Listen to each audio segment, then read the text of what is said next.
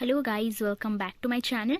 I am Sumeshree this side. So मैं आज आपको एमसीक्यू के बारे में बताऊंगी कि आपको एमसीक्यू के लिए कौन से मटेरियल को फॉलो करना चाहिए।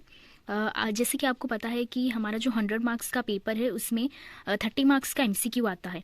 तो अगर आप एमसीक्यू में 20+ मार्क्स गेन कर लेते हो, मतलब अगर आप 22 या फिर 24 ले आते हो, तो मतलब आप इजीली पेपर को पास कर सकते हो। तो एमसीक्यू एक बहुत वाइटल रोल प्ले करता है हमारे एग्जाम के पेपर में। तो एमसीक्यू को प्लीज़ इग्नोर करके मत जाना। एंड जो भी इग्नोर करके जा रहे हो, प्लीज़ मतलब एमसीक्यू का इम्पोर्टेंस को समझो एंड एमसीक्यू अच्छे से करके जाओ। एंड अभी तक भी बहुत से बच्चों को मतलब ये पता नहीं है कि एमसीक्यू बैंक होता क्या है। मतलब अभी तक भी मुझे कमेंट्स आते हैं बच्चों के कि वो पूछते हैं कि एमसीक्यू बैंक क्या है एंड एमसीक्यू बैंक हमको कहाँ से मिलेगा। तो एज अ सीएमए स्टूडेंट आप आईसीएमआई का जो वेबसाइट है वहाँ मतलब उसे थोड़ा चेक करते रहो टाइम टू टाइम। कभी कभी कुछ न्यू नोटिफिकेशंस आ जाते हैं, तो इसीलिए तो मैं अभी बताने जा रही हूँ कि आप एमसीक्यू बैंक को कैसे डाउनलोड करोगे। कुछ नहीं, आप आईसीएमआई सर्च कर लो।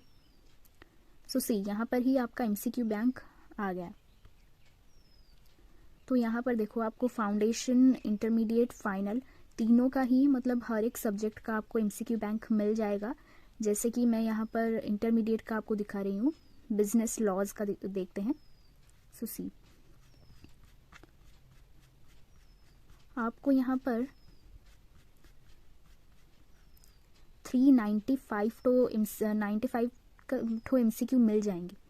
सो मतलब आप अभी से ही एमसीक्यू को लर्न करना स्टार्ट कर दो। क्योंकि अगर आप मतलब 395 तो क्वेश्चन आप सोचोगे कि नहीं मैं एग्ज़ाम के पिछले दिन पढ़ के चली जाऊंगी या चली जाऊंगा, तो बिल्कुल भी नहीं हो पाएगा।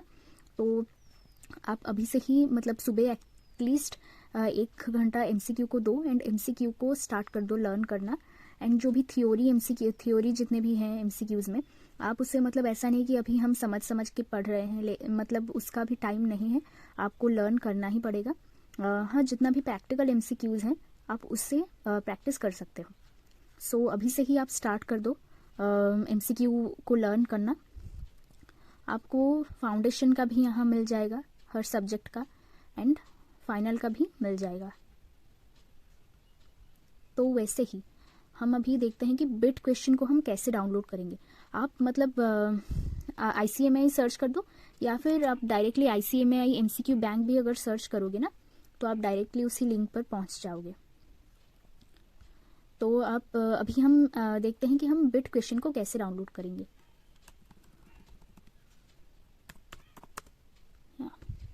आप आईसीएमआई बिट क्वेश्चन को सर्च कर दो, यहाँ पर कंटेंट ऑफ एमसीक्यूज आ गया। तो सी, आपको फाउंडेशन का भी मिल जाएगा, वैसे ही इंटरमीडिएट का भी मिल जाएगा एंड फाइनल का भी मिल जाएगा।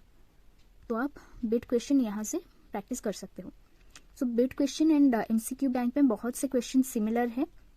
तो आप पहले एमसीक्यू बैंक कर लो, फिर आपका मतलब जितना एक्स्ट्रा क्वेश्चंस है बिट क्वेश्चन में, ओनली उसी को ही करो।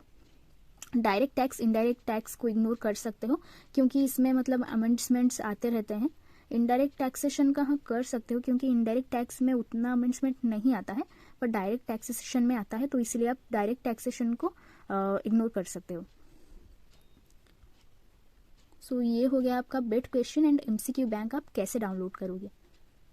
प्लीज़, मुझे अभी भी मतलब बहुत से बच्चों का कमेंट्स आता है कि एमसीक्यू बैंक क्या है एंड बिट क्वेश्चन क्या है। सो एमसीक्यू बैंक आईसीएमआई हमारा जो इंस्टीट्यूट है उन्होंने ही रिलीज़ किया है।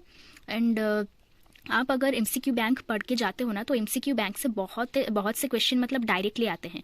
तो प्लीज़ एमसीक्यू बैंक को स्किप मत करना। एंड बिट क्वेश्चन से भी आते हैं। बिट क्वेश्चन 2016 सिलेबस में आईसीएमआई ने रिलीज़ किया था। तो आप इन दोनों को ज़रूर करके जाना। एंड स्टडी मैट के पीछे जो एमसीक्यूज़ हैं उसको भी मतलब अच्छे से करके जाना, क्योंकि स्टडी मैट के पीछे जो क्वेश्चन है उससे भी डायरेक्ट क्वेश्चन आते हैं। तो इन तीनों को मत छोड़ना, मतलब सब कुछ करके जाना इसका, bit question, MCQ bank and study mat के पीछे जो एमसीक्यूज हैं। सो सिमिलर तरीका से आप एमक्यूपी भी प्रैक्टिस कर सकते हो। एमक्यूपी में जितने भी एमसीक्यूज होते हैं आप उससे भी प्रैक्टिस करके जा सकते हो। जस्ट कुछ नहीं, आप आईसीएमआई एमक्यूपी फॉर December 25 को सर्च कर लो। तो सी, यहाँ पर दिसंबर टर्म के लिए हमारा जो 2 सेट्स हैं एमक्यूपी का वो रिलीज हो चुका है। जैसे कि हम यहाँ पर क्वेश्चन दिया है एंड यहाँ पर आंसर। सी यहाँ पर भी बहुत से MCQs हैं, इसका आंसर दिया है इधर, तो आप वहाँ से भी प्रैक्टिस कर सकते हो। एंड मेरे I think financial accounting, tax and management accounting को छोड़ के और मतलब सारे सब्जेक्ट्स में 20+ ही मार्क्स आए हैं MCQ में, तो आप समझ सकते हो MCQ कितना इम्पॉर्टेंट है। सो प्लीज़ MCQ को ज़रूर करके जाना, इग्नोर मत करना, MCQ ही आपको बचा सकता है। सो मैं तो only MCQ bank, bit question and study mat ही करके गई थी MCQ के लिए। And financial accounting and tax का जो पेपर है, ये 2 पेपर थोड़ा मतलब टफ आता है। उसमें MCQ उतना थ्योरी बेस्ड नहीं आता है, थोड़ा प्रैक्टिकल बेस्ड आता है, तो आपको उसमें थोड़ा ध्यान देना पड़ेगा ज़्यादा। लेकिन और जितने भी सब्जेक्ट्स हैं उनमें मतलब डायरेक्ट ही क्वेश्चन आते हैं MCQ bank, study mat and bit question से। तो MCQ बैंक आप मतलब अच्छे से करके जाओ। तो बस इतना ही। अगर आपको कोई और क्वेरी हो तो आप मुझसे पूछ सकते हो कमेंट सेक्शन में, मैं आपकी ज़रूर हेल्प करूँगी। एंड अगर आपको ये वीडियो अच्छा लगा तो please like, share and subscribe ज़रूर कर लेना। Thank you so much for watching this video. Bye.